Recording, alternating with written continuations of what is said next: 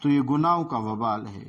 ہمیں تلاوت سے لذت گناہوں کی وجہ سے نہیں ملتی. تلاوت کی لذت گناہوں کی وجہ سے نہیں ملتی. نزلہ زکام کا مریض ہو تو نہ اس کو کستوری کا پتہ چلتا ہے، نہ شمامت العنبر کا پتہ چلتا ہے، اچھے اچھے خوشبو کا کچھ پتہ نہیں چلتا، ناک بند ہے. تو نزلے کا مریض ہے، کچھ خوشبو کا پتہ نہیں چلتا. اسی طرح جو بندہ گناہوں کا مریض ہوتا ہے اس کو قرآن مجید کی لذت اور حلاوت کا پتہ نہیں چلتا. اور جو گناہوں سے بچتے ہیں ان کا دل چاہتا ہے کہ قرآن پڑھتے ہوئے ہی وقت گزرتا رہے. ان کو تلاوت قرآن کے بغیر چین ہی نہیں آتا. آپ کے پیر بھائیوں میں سے ایک کو میں نے موٹر سائیکل پہ دیکھا، وہ تیز آواز کے ساتھ قرآن پڑھ رہے تھے تو دل سے دعا نکلی. یہ کرنا چاہیے. ایک صحابی رضی اللہ، وہ بھی رمضان کے آس پاس تھا، عام حالت میں بھی کرنا چاہیے. اب میں تو بدگمانی نہیں کرتا ہوں کہ وہ صرف تراویح کے لیے کر رہا تھا. انشاءاللہ امید ہے عام حالتوں میں بھی اللہ کے کلام کو پڑھیں گے. یہ محبت کا سبب ہے. ایک صحابی، دیکھو یاد رکھو میرے دوستو، بہت سے ساتھی، یہ میں اس لیے بنا کے دیا ہے آپ کو یہ 15 اعمال. صحیح، اس کو آپ تصویر لے کے دوستوں میں عام کر دو.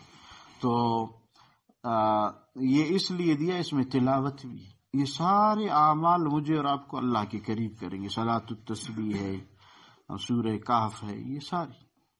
ایک صحابی رضی اللہ تعالیٰ عنہ تیر کھاتے رہے، تیر، لیکن انہوں نے سورہ کہف مکمل کیے بغیر نماز ختم نہیں کی. یہ محبت ہے نا. جو بندہ آج قرآن مجید پڑھے گا، قرآن مجید قیامت کے دن اس کی شفاعت کرے گا. نبی علیہ الصلوۃ والسلام نے ارشاد فرمایا، اقرؤوا القرآن، قرآن کو پڑھتے رہو پڑھتے رہو، فإنہ یأتی یوم القیامت شفیعا لأصحابہ، کیونکہ یہ قرآن پاک قیامت کے دن سفارش کرے گا اپنے پڑھنے والوں کو. صحیح ہے. ایک حدیث پاک کا مفہوم ہے، یہ مسلم شریف کی روایت. ایک حدیث پاک کا مفہوم ہے، اذا کان یوم القیامہ یقرأ اللہ القرآن، جب قیامت کا دن ہوگا اللہ خود قرآن پڑھیں گی. بڑی بات ہے، بہت بڑی بات. فَكَأَنَّهُمْ لَمْ يَسْمَعُوا، گویا کہ یہ مسلمانوں نے اس سے پہلے قرآن سنا ہی نہیں. ایسے لذت اور مزہ آئے گا. فَيَحْفَظُهُ الْمُؤْمِنُونَ، ایک عجیب بات ہے، اس کو یاد کریں گے مومن لوگ. اللہ پاک جو پڑھیں گے نا وہ مومنوں کو یاد ہو جائیں گے. وَيَنْسَوْهُ الْمُنَافِقُونَ، اور منافق اس کو بھول جائیں گے. تو یہ جو اس دنیا میں اس کی نشانیاں نظر آتی ہیں، کسی کو یاد، کسی کوئی بھول جاتا ہے قرآن پاک کو. اللہ ہمیں نفاق سے بچائے. جب قیامت کا دن ہوگا تو اللہ تعالیٰ قرآن کی تلاوت فرمائیں گے، سننے والوں کو اتنا مزہ آئے گا، وہ یہ محسوس کریں گے کہ کبھی سنا ہی نہیں تھا. پس مومن لوگ اس کو یاد رکھیں گے اور منافق لوگ بھول جائیں گے. فاسق لوگوں کو اگر کوئی گانا پسند ہوتا ہے تو وہ ایک دفعہ ہی نہیں سنتے، ایک دفعہ نہیں سنتی، بلکہ وہ گاڑیوں میں لگاتے رہتے، گھروں میں بھی لگاتے رہتے ہیں، درجنوں دفعہ ایک گانے کو سنتے ہیں. بلکہ بہت سے شوقین سینکڑوں دفعہ اس گانے کو سنتے ہیں. ایک ہی گانا ہوتا ہے لیکن سینکڑوں دفعہ سنتے ہیں. کیوں؟ اس لیے کہ اس سے دل ہی نہیں بھرتا. اس گناہگار کا دل اس گانے سے نہیں بھرتا. مومن کا بھی یہی حال ہوتا ہے کہ اس کے دل میں اللہ رب العزت کی محبت ہوتی ہے. چنانچہ وہ قرآن روز پڑھتے ہیں، مگر ہر مرتبہ پڑھنے کا لطف جدا ہوتا ہے، الگ ہوتا ہے. تو یہ دوسری بات تھی اللہ کی محبت بڑھانے کی، کہ ہم قرآن پاک کی تلاوت کثرت ذکر کے ساتھ اپنے لیے قرآن پاک کے وہ مقرر کرے. جو حافظ ہے 3 پارے، جو غیر حافظ ہے وہ 1 پارہ روزانہ مقرر کرے. سورہ یاسین صبح شام، اور اللہ آپ سے راضی ہو سورہ کہف جمعے کے دن. صحیح ہے. اور الف لام میم سجدہ، سورہ ملک، سورہ واقعہ، یہ مغرب کے بعد یا عشاء کے بعد دونوں طرح ہو سکتے ہیں. تو یہ آپ اپنے معمولات بنائیں. مرید اس کی کوشش کرے کہ ایسا ماحول پیدا ہو جائے کہ سنت پر جان دینے والے بن جائے. سنت کو چھوڑنا تو دور کی بات، سنت پہ جان دینے والے بن جائے.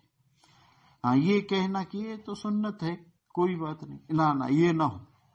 جس نے اپنے ظاہر کو سنت کے مطابق ڈھال لیا، بنا لیا، اللہ تعالیٰ سے امید ہے کہ اللہ تعالیٰ اس کے اندر کو بھی سنت سے آراستہ کریں گے، مزین کریں گے. انشاءاللہ اس کو زندگی کی تمنا بنا لیجئے کہ میں ضرور سنتوں پہ عمل کروں گا. آپ جب تمنا کریں گے، آرزو کریں گے، اللہ پوری فرمائیں گے. تیری دعا ہے کہ ہو تیری آرزو پوری، تیری دعا ہے کہ ہو تیری آرزو پوری، میری دعا ہے تیری آرزو بدل جائے، میری دعا ہے تیری آرزو بدل جائے. اگر شیخ چوراہے پر کھڑے کر کے مرید کو جوتے مارے، چوک پر، شیخ چوک پہ کھڑا کر کے مرید کو اصلاح کے لیے کیا کرے؟ جوتے مارے، تو مرید کو چاہیے کہ جوتے اٹھا کر دے اپنے شیخ کو کہ حضرت آپ تکلیف نہ کریں، میں اٹھا کے دیتا ہوں. اور مرید شکر کری. کیوں؟ اب دیکھو کیوں کہ عجب اور تکبر کی اصلاح ہو رہی ہے. آج ہم ڈرتے ہیں، اہل علم چونکہ ہم سے زیادہ بیعت ہے، ڈر کے ان کو راستہ بتاتے ہیں کہ ایسے نہ ناراض ہو جائے، محروم ہو جائے بیچارہ.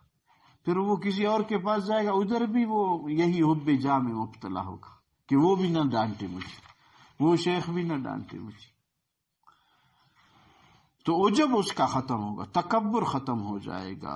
ہمارے بزرگوں نے لکھا ہے کہ ایک مولانا نے اپنے شیخ کو کہا، حضرت میرے اندر علم کا تکبر آ گیا ہے، کیا کروں؟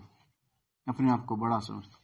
تو حضرت نے فرمایا یہ آسان بات ہے، ایک ٹھوکرا لے لو، تغاری ٹھوکرا، اس میں اخروٹ ڈال دو، فلاں کلی میں جاؤ، فلاں محلے میں جاؤ، وہاں بچے کھیل رہے ہیں، یہ ٹھوکرا نیچے رکھو اور بچوں کو ایک شرط پہ میں اخروٹ دوں گا، جو ایک تپڑ ایک چپت مجھے مارے پھر ایک اخروٹ دوں گا. حضرت نے لکھا ہے، حضرت حکیم اختر صاحب رحمۃ اللہ علیہ، کہ وہ اپنی اصلاح کروانے والے تھے. وہ یہ نہیں میں کیسے یہ کروں.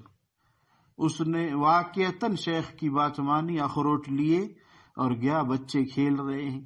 کہا بچوں اخروٹ دیتا ہوں، شرط ایک ہے، ایک اخروٹ پہ ایک تھپڑ مجھے مارے. فرمایا کہ ادھر سے ٹھوکرے سے اخروٹ ختم ہوئے، یہاں کبر ختم ہوا. یہ علاج تو بہت سخت ہے، ہر کوئی کر نہیں سکتا. تو گزارش یہ ہے، اگر شیخ چوراہے پر کھڑا کر کے مرید کو جوتے مارے تو مرید کو چاہیے کہ جوتے اٹھا کر دے اور شکر کرے کہ